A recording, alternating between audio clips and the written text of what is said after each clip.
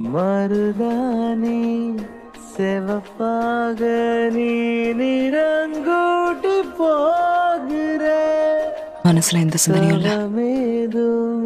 இந்த அம்மாவை சாகாயம் போல இதுதான் சந்தோஷம் சொல்லுவாங்களோ.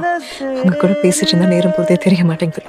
கல்யாணம் பண்ணிக்கிட்டு ஒரு புது வாழ்க்கை ஆரம்பிக்கலாம். தெரியாம நான் உனக்குள்ள வாழுற இந்த கூத்து இனிக்குது, தன்னைத்தானே மறக்குது. இது என்னன்னு யாருக்கு தெரியுமோ? யார் செஞ்ச மந்திரமோ நிஜமாக நிலக்கும் நான் செத்து போறது இதே